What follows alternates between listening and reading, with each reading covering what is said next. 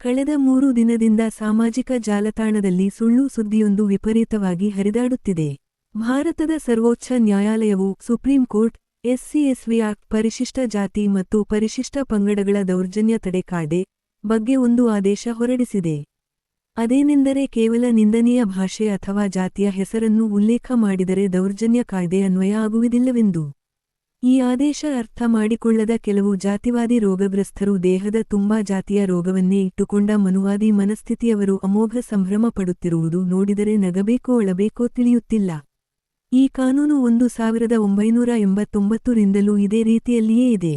ಯಾವುದೇ ವ್ಯಕ್ತಿಯು ಅವಮಾನ ಮಾಡುವ ಉದ್ದೇಶದಿಂದಲೇ ಜಾತಿಯ ಹೆಸರನ್ನು ಹಿಡಿದು ಅವಮಾನ ಮಾಡಿದರೆ ಸೆಕ್ಷನ್ 3(1) ಆರ್.ಎಸ್. ಇದು ಅನ್ವಯವಾಗುತ್ತದೆ ಎಂದು ಸ್ಪಷ್ಟವಾಗಿ ಕಾನೂನು ಹೇಳುತ್ತದೆ. ಅಂದರೆ ಜಾತಿಯ ಹೆಸರನ್ನು ಹಿಡಿದು ಅವಮಾನ ಮಾಡಿ ನಿಂದನೀಯ ಪದ ಜಾತಿಯ ಹೆಸರಿನಲ್ಲಿ ಬೈದರೆ ಅಥವಾ ಅವಮಾನ ಮಾಡುವ ಉದ್ದೇಶದಿಂದಲೇ ನಿಂದನೆ ಮಾಡಿದರೆ ಈ ಕಾಯ್ದೆ ಅನ್ವಯವಾಗುತ್ತದೆ. ಇದನ್ನೇ ಸುಪ್ರೀಂ ಕೋರ್ಟ್ ಕೂಡ ಒತ್ತಿ ಹೇಳಿದೆ. ಆದೇಶವನ್ನು ಓದದೆ ಸುಮ್ಮನೆ ಬಾಯಿಗೆ ಬಂದ ಹಾಗೆ ಮೊಬೈಲ್ ಇದೆ ಎಂದು ಬೇಕಾದನ್ನು ಬರೆದು ಸಾಮಾಜಿಕ ಜಾಲತಾಣದಲ್ಲಿ ವೈರಲ್ ಮಾಡಿ ಸಮಾಜಕ್ಕೆ ತಪ್ಪು ಸಂದೇಶ ನೀಡುವುದು ಸಭ್ಯರ ಲಕ್ಷಣವಲ್ಲ. ಎಷ್ಟೋ ಅತ್ಯಾಚಾರ ಪ್ರಕರಣಗಳು ಸುಳ್ಳು ಎಂದೂ ಆಗಿದೆ. ಎಷ್ಟೋ ಪೋಸ್ಕೋ ಪ್ರಕರಣಗಳು ಸುಳ್ಳು ಎಂದೂ ಆಗಿದೆ. ಅಲ್ಲದೆ ದುರುಪಯೋಗ ಕೂಡ ಆಗಿದೆ ಅಂದ ಮಾತ್ರಕ್ಕೆ ಈ ಕಾಯ್ದೆಯನ್ನು ರದ್ದುಪಡಿಸಲು ಆಗುತ್ತದೆಯೇ?